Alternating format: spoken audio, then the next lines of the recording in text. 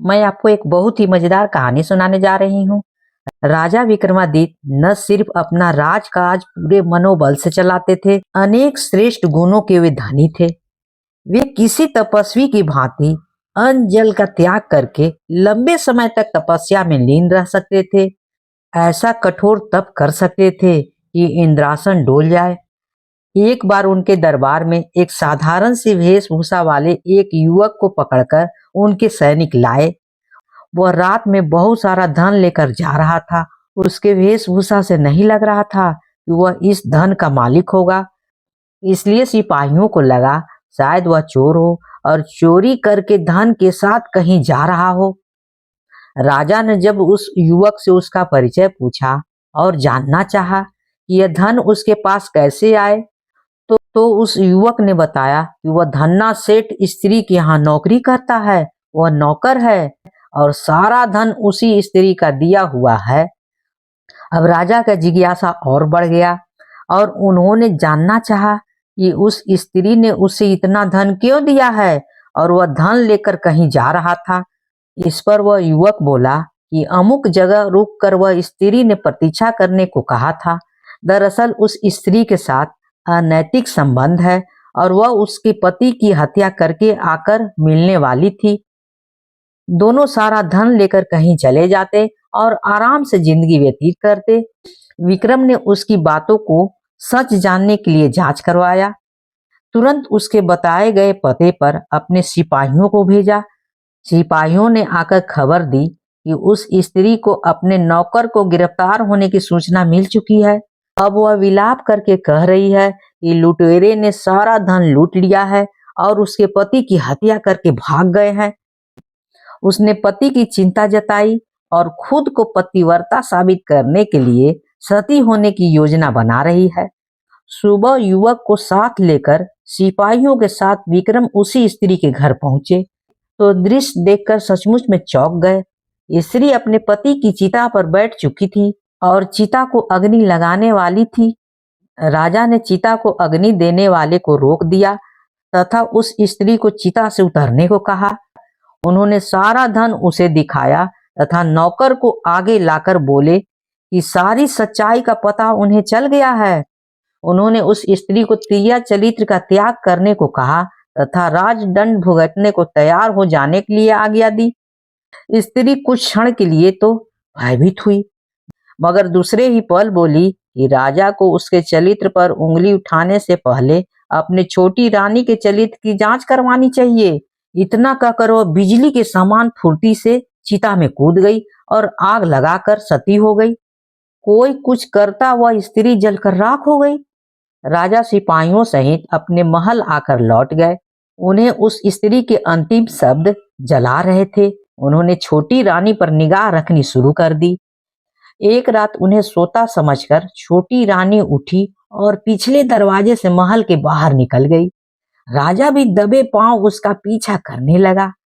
चलकर वह कुछ दूर पर धूनी रमाई एक साधु के पास गई। साधु ने उसे देखा तो उठ गया और उसे लेकर पास बनी एक कुटिया के अंदर दोनों चले गए। विक्रम ने कुटिया में जाकर देखा, वह उसके लिए असहनीय था। रानी निर्वस्त्र होकर उस साधु के साथ लिपटी हुई थी तथा दोनों पति पत्नी की तरह बेझिझक संभोग कर रहे थे। राजा ने सोचा कि छोटी रानी को वे इतना प्यार करते हैं, फिर भी वह विश्वासघात कर रही है। उनका क्रोध सीमा पार कर रहा था और उन्होंने कुटिया में घुसकर उस साधु तथा छोटी रानी को मौत के घाट उतार दिया।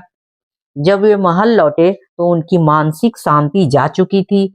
वह हमेशा बेचैन तथा खिन्न रहने लगे।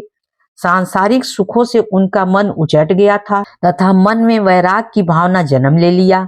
उन्हें लगा था कि उसके धर्म कर्म में जरूर कोई न कोई कमी होगी। यह सब सोचकर उन्होंने राजपाट का भार अपने मंत्रियों को सौंप दिया और खुद समुद्र तट पर जाकर तपस्या करने चले गए। समुद्र तट पर जाकर उन्होंने सबसे पहले एक पैर पर खड़ा होकर समुद्र देवता का आह्वान किया। उनकी साधना से प्रसन्न होकर जब समुद्र देवता ने दर्शन दिए तो उन्होंने समुद्र देवता से एक छोटी सी मांग पूरी करने के लिए कहा। उन्होंने कहा कि उनके तट पर वे एक कुटिया बनाकर अखंड साधना करना चाहता है और अपनी साधना निर्भीक पूरा करने के लिए उनसे आशीर्वाद चाहता है। समुद्र देवता ने उन्हें अपना आशीर्वाद दिया तथा उन्हें एक शंख प्रदान किया। समुद्र देवता ने कहा कि जब भी कोई दैविक विपत्ति आएगी, इस शंख की ध्वनि से दूर हो जाएगी। समुद्र देवता से उपहार लेकर विक्रम उन्हें धन्यवाद दिए तथा प्रणाम करके समुद्र तट पर लौट आए। उन्होंने समुद्र तट पर एक कुटिया बनाई और साधना करने लगे। उन्होंने लंबे समय तक इतनी कठिन साधना की कि देवलोक में हड़कंप मच गया। सारे देवता बात करने लगे कि अगर विक्रम इसी प्रकार साधना में लीन रहे तो इंद्र के सिंहासन पर अधिकार कर लेंगे। इंद्र को अपना सिंहासन खतरे में दिखाई देने लगा। उन्होंने अपने सहयोगियों को साधना स्थल के पास इतनी अधिक विष्ट करने को आदेश दे दिया कि पूरा स्थान जलमग्न हो जाए और विक्रम की कुटिया सहित पानी में बह जाए। बस आदेश की देर थी। बहुत भयानक विष्ट शुरू हो गई। कुछ ही घंटे में सचमुच में सारा स्थान जलमग्न हो जाता है और विक्रम कुटिया सहित जल में समा गए होते हैं। लेकिन समुद्र देवता ने उन्हें आशीर्वाद जो दिया था, उस वर्षा का सारा पानी उन्होंने पी लिया तथा साधना स्थल पहले की भांति सूखा ही रहा। इंद्र ने जब यह अद्भुत चमत्कार देखा तो उनकी चिंता और बढ़ गई। उन्होंने अपने सेवकों को बुलाकर आंधी तूफान का सहारा लेने का आदेश दे दिया। इतनी भयानक वेग से आंधी चली कि कुटिया तिनके तिनके होकर बिखर गई। सब कुछ हवा में रुई की भांति उड़ने लगा। बड़े बड़े वृक्ष उखड़कर गिरने लगे। विक्रम के पांव भी उखड़ते हुए मालूम पड़ने लगा कि आंधी उन्हें उड़ाकर साधना स्थल से बहुत दूर फेंक देगी। विक्रम को समुद्र देवता द्वारा दिया गया शंख याद आया और उन्होंने शंख को जोर से फूंका। शंख से बहुत तीव्र ध्वनि निकली। शंख ध्वनि के साथ आंधी तूफान का पता नहीं रहा। वहां ऐसा शांति छा गया मानो कभी आंधी आई ही नहीं हो। अब तो इंद्र देवता की चिंता और अधिक बढ़ गई। उन्हें सूझबूझ नहीं रहा था कि क्या किया जाए, कि विक्रम की साधना कैसे भंग हो। अब विक्रम की साधना को केवल अप्सरा का आकर्षण ही भंग कर सकता था। उन्होंने तिलोत्तमा नामक अप्सरा को बुलाया तथा उसे जाकर विक्रम की साधना भंग करने को कहा। तिलोत्तमा अनुपम सुंदरी थी और उसका रूप देखकर कोई भी बिना घायल हुए बिना नहीं रह सकता था।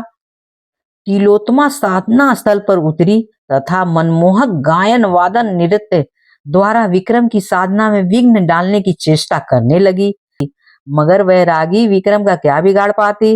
विक्रम ने शंख को फूंक मारी और तिलोत्तमा को भी ऐसा लगा जैसे कि किसी ने उसे आग की ज्वाला में फेंक दिया हो।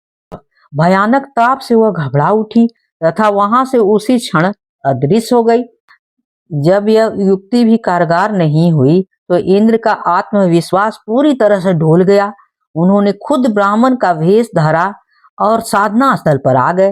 वे जानते थे कि विक्रम याचकों की कभी निराश नहीं करते हैं तथा अपना सामर्थ्य अनुसार दान देते हैं। जब इंद्र विक्रम के पास पहुंचे तो विक्रम ने उन्हें आने का प्रयोजन पूछा। उन्होंने विक्रम से भिक्षा देने को कहा। भिक्षा के रूप में उनकी कठिन साधना का सारा फल मांग लिया। विक्रम ने अपनी साधना का सारा फल उन्हें दान कर दिया। साधना का फल दान क्या था? इंद्र को अभय दान मिल गया। उन्होंने प्रकट होकर विक्रम की महानता का गुणगान किया और आशीर्वाद दिए। उन्होंने कहा कि विक्रम के राज्य में अतिवृष्टि और अनावृष्टि नहीं होगी, कभी अकाल या सूखा नहीं पड़ेगा, सारी फसलें समय पर और भरपूर होगी। इतना कहकर इंद्र भगवान अंतर ध्यान हो गए। अगर कहानी अच्छी लगी हो तो please like share and subscribe तो कर ही दीजिएगा, भूलिएगा बिल्कुल नहीं। कहानी होती है समाप्त।